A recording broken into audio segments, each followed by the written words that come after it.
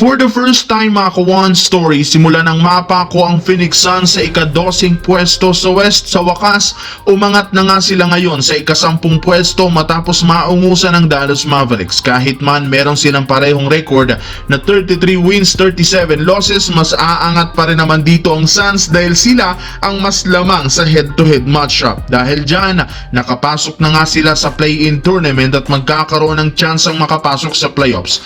Ngunit ayon sa isang analyst, hindi lang naman 10th seed ang kanilang plano dahil gusto nga po nilang makuha at umangat sa pang-8 pwesto sa standings. Lingid nga sa inyong kalaman, kakailanganin lamang ng 7th seed at 8th seed na manalo ng at least isang game sa play-in para makaabot sa playoffs. Ibang-iba sa 9th at 10th seed na kakailanganin ng dalawang magkasunod na game para mag-advance.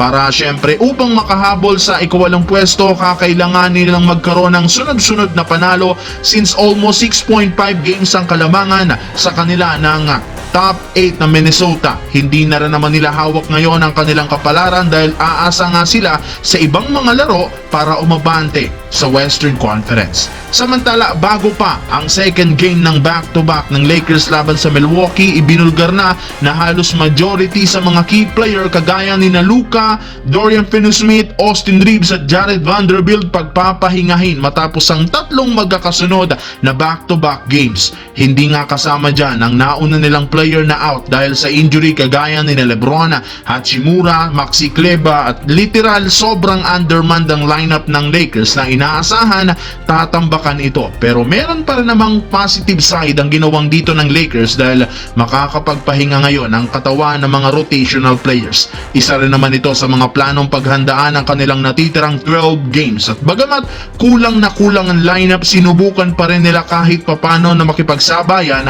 kay Giannis na pinangunahan ni Bronny James na siyang naging leading scorer ng team sa diyang kahit anong gawin, outplayed sila ng Milwaukee Bucks. Nga pala mga idol, ayon nga kay Shams at kay Jovan Boha, posibleng bumalik na si LeBron James kontra sa Chicago Bulls.